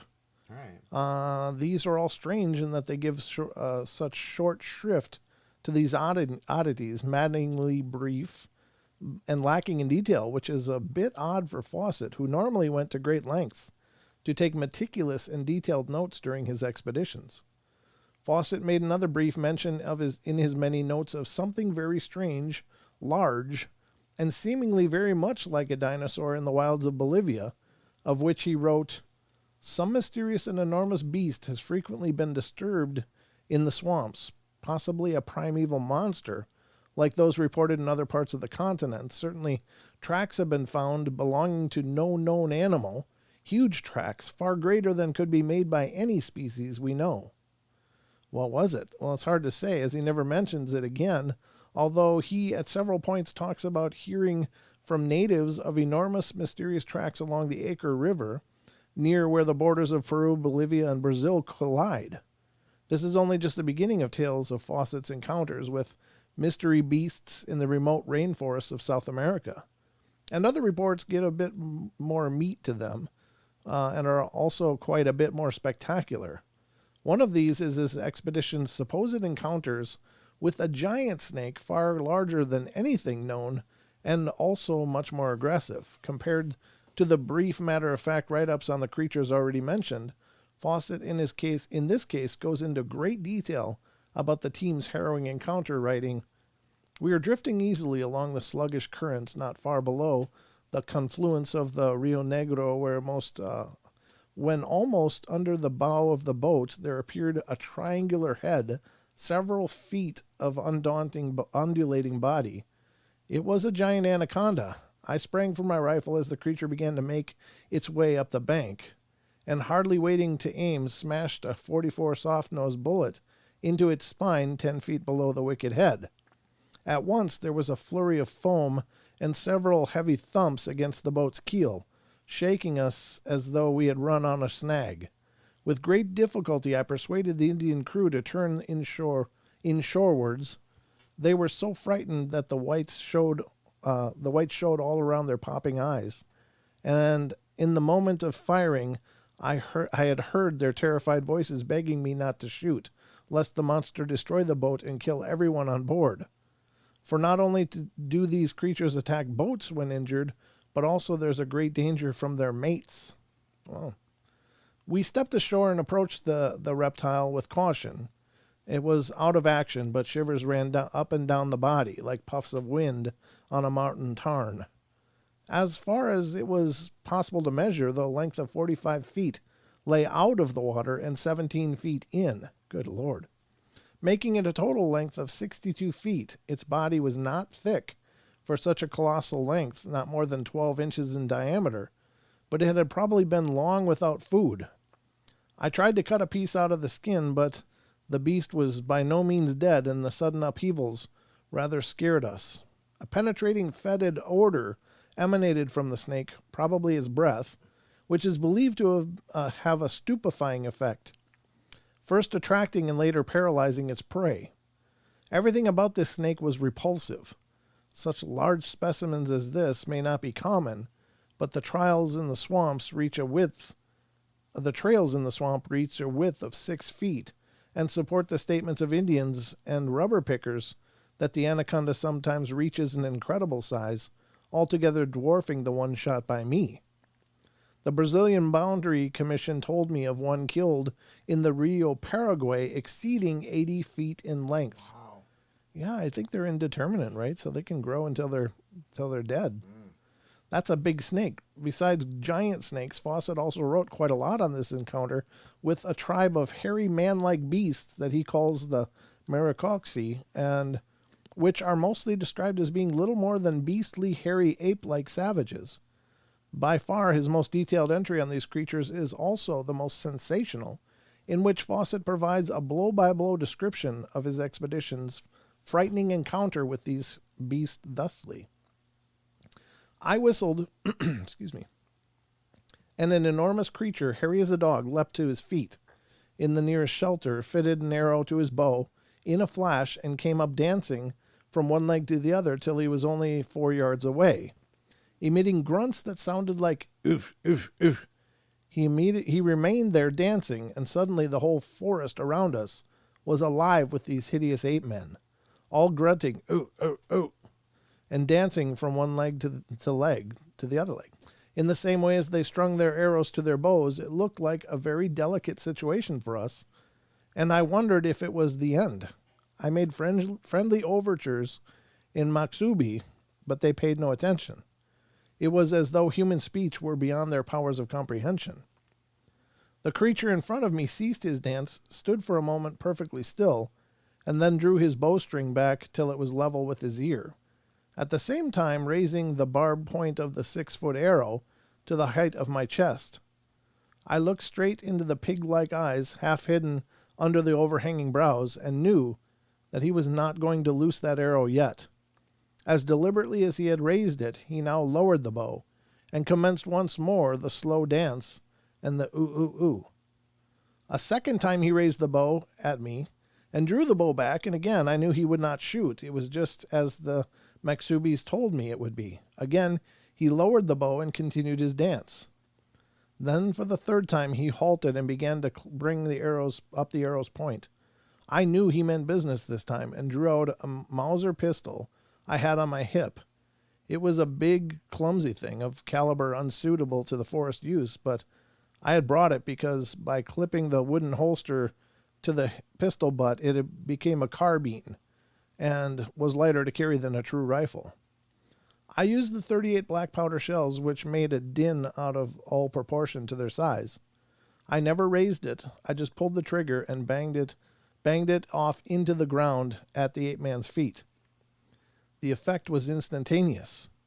A look of complete amazement came into the hideous face, and the little eyes opened wide. He dropped his bow and arrow and sprang away as quickly as a cat to vanish behind a tree. Then the arrows began to fly. We shot off a few rounds into the branches, hoping the noise would scare the savages into a more receptive frame of mind, but they seemed in no way disposed to accept us. And before anyone was hurt, we gave it up as hopeless and retreated down the trail till the camp was out of sight. We were not followed, but the clamor in the village continued for a long time as we struck off northwards, and we fancied we still heard the ooh, ooh, ooh of the enraged braves. What were those creatures? Considering they were only ever mentioned in Fawcett's report, we'll probably never know. Although it might be tempting to chalk some of these reports up to instances of Fawcett being a little imaginative and sprucing up his journal a bit, the thing is he was not really known for that at all. Fawcett was a respected explorer and naturalist, a consummate professional, who kept very good and accurate journals for what he saw or witnessed, with no real hint that he was prone to just sudden flights of fancy or making things up. And these tales are also interspersed between totally normal accounts of mundane things and observations, so why would he do this in the first place? In the end, we're left to just wonder what was going on here. What collection of mysterious and strange stories from past explorers would be complete without a visit to the dark jungles of Africa? Here we indeed have other tales, and certainly high among those is an account of British explorer and big game hunter by the name of John Alfred Jordan. In the 1910 book of travel essays, the explorer and fellow big game hunter Edgar Beecher Bronson, wrote in his memoir Enclosed Territory of a harrowing confrontation Jordan claimed to have had with some sort of mysterious reptilian beast. Bronson relates that Jordan was marching along the shores of Kenya's river Magori when he reportedly came across an enormous beast, the likes of which he had never seen before or since. Sorry. During the trek, some of the native guides who had scouted ahead came rushing back through the thick jungle in a panic and told Bronson that they had seen a hulking brute of a beast, which they said looked like a cross between a sea serpent and a leopard and a whale. But the explorer had dismissed the story and told them that he'd believed it when he saw it. Apparently he didn't have long to wait, and as he soon saw for himself, wallowing in the river, the initial sight of the creature is described thusly. Holy saints, but he was a sight. 14 or 15 feet long, head big as that of a lioness but shaped and marked like a leopard, 2 long white fangs sticking down straight out of his upper jaw, back broad as a hippo, scaled like an armadillo, but colored and marked like a leopard, and a broad fin tail with slow lazy swishes of which he was easily holding himself level in the swift current headed upstream. Gad, but he was a hideous old haunter of a nightmare. Was that beast fish that made you want to... What? Oh, was that beast fish that made you want an aeroplane to feel safe of him? For while he lay upstream of me, I had been brought down to the river bank precisely where he had taken water, and there all about me in the soft mud and loam were the imprints of feet wide in diameter as a hippo's, but clawed, like a reptile's. Feet you knew could carry him ashore, and claws you could be bally well sure no man could ever get too close, or to get loose, from once they had nipped him. Blast that blighter's fangs, but they looked long enough to go clean through a man. The hunter then stood there in bafflement, watching the beast for a long time as it swam about in the river, oblivious to his presence. When the hunter began to fear that it might notice him and attack, he got out his .303 rifle and fired at the creature, hitting it behind its leopard ear, which caused it to leap straight up out of the water in a rage. Jordan then claimed that he had run away as fast as he had ever run before, into the jungle, and when he returned later, there was no sign of where the creature had gone. No body, and the perplexed hunter would describe the puzzling scene as follows. Presently I heard the bush smashing, and up raced my lumbwa, wide-eyed gray as their black skins could get. With the yarn they had seen a frightful strange beast on the riverbank, which at sight of them had plunged into the water, as they described it, some sort of cross between a sea serpent, a leopard, and a whale. Thinking they had gone crazy or were just pulling my leg, I told them I'd believe them if they could show me, but not before. After a long showery palaver, I don't even know what that means, among themselves, back they finally ventured, returning in half an hour to say that it lay full length exposed on the water in midstream. Gory wondered, was that fellow a 303 where... What? Was that fellow a 303 where placed should have killed anything, for he was less than 10 yards from me when I shot, but though we watched the waters and shores over a range of several miles for 2 days, no sight did we get of him or his tracks. I don't know, that's strange. This is some kind of representation, I guess. That's crazy. That's craziness. Yeah. That's crazy talk. The creature would go on to be known as the Dingonek, the jungle walrus, and although the entire party who had been present corroborated the strange story, it remains unique in that no one has apparently seen the creature since, or at least has lived to tell the tale. There was understandably a lot of skepticism at the time, and it was mostly considered to be a tale, a tall traveler's tale, rather, but at least one other explorer would provide corroboration of these events in the form of British Colonel Administrator in Kenya at the time, Charles William Hobley, who would write in the Journal of East African Uganda Natural History Society of another very similar report saying, at the time Jordan's story appeared, it was considered that this was probably a traveler's tale, told to entertain a newcomer, but I have since met a man who a few years back wandered about the Mara River, or the Ngari Dubash, which rises in Sotik, crosses the Anglo-German boundary, and runs into Lake Victoria in German territory. He emphatically asserts that he saw the beast. He was at the time where the Mara River crosses the frontier, and the river was in high flood. The beast came floating down the river on a big log, and he estimated its length to be about 16 feet, but he could not certain of its length, as the tail was in the water. He describes it as spotted like a leopard, covered with scales, and having a head like an otter. He did not see the long fangs described by Mr. Jordan. He fired at it and hit it. It slid off the log into the water and was not seen again. It is the greatest rarity which has not yet been bagged, which would appear to be the extraordinary creature which is said to inhabit certain of the rivers running into Lake Victoria and the lake itself. Wow, this is a long one. How much time do we got left? Not much. Not much? Where are we at? Oh, 5 minutes? Yeah. Let's see. Also from Africa is the account of explorer Frank Welland, who allegedly had a noteworthy tale to tell in 1982 while on an expedition to Central Africa, and of which he would describe in his book, In Witch-Bound Africa. During his travels, he says he came across stories of a massive winged beast with leathery wings and a reddish coloration, which the natives called the Kongomato, or overwhelmer of boats. It is a creature that has gone on to become much discussed in cryptozoology, but at the time was totally unknown to the outside world.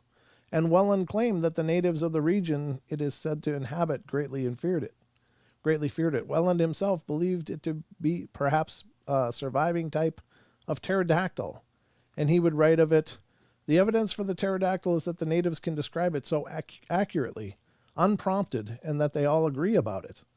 There is negative support also in the fact that they said they could not identify any of the prehistoric monsters which I showed them.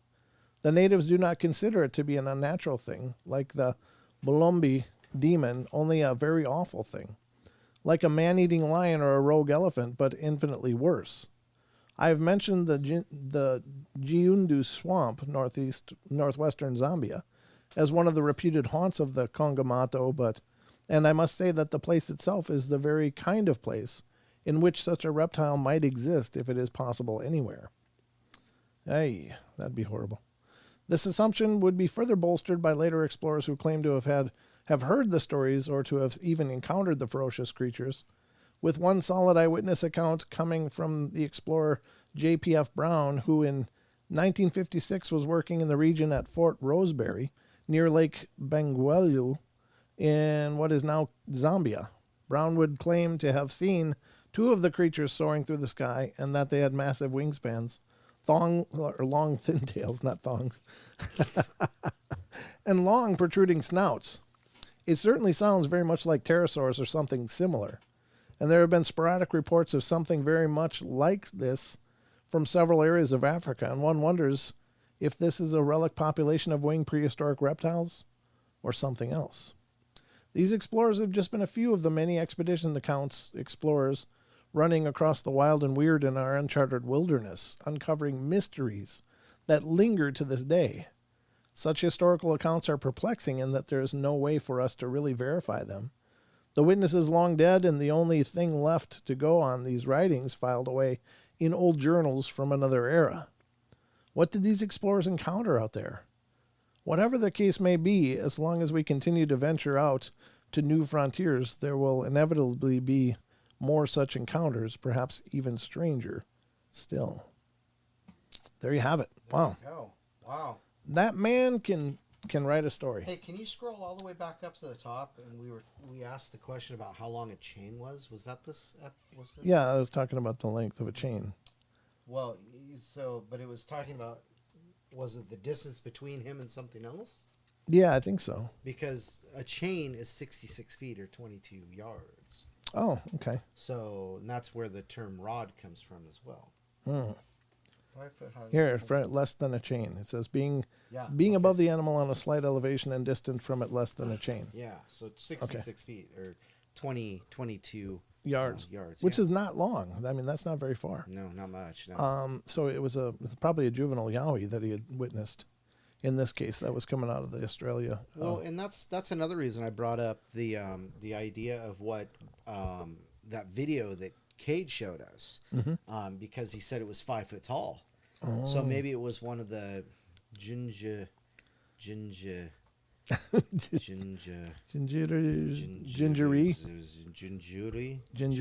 maybe. Gingery. I don't know. I don't remember. But we got 10 seconds, Don. 10 seconds. Anything in closing? 10, 9, 8. Nothing for me. All right. Well, that's going to wrap it up for us, guys. Thank you to everybody that's here, and thank you to our new listeners who are popping in. Hope you're subscribed. Please get subscribed. Ring the bell. You'll know when we're live. But just remember, stick around for Paisley Wild coming up next on TFR, iHeart, TuneIn, and TalkStream Live, as well as streaming live on her channel, youtube.com/thespacesbetween. But we love you all. Be good, be kind, be nice. Take care of each other. Help each other out. Find the magic in every day, and remember to laugh as much as you can. Good night, everybody. Good night.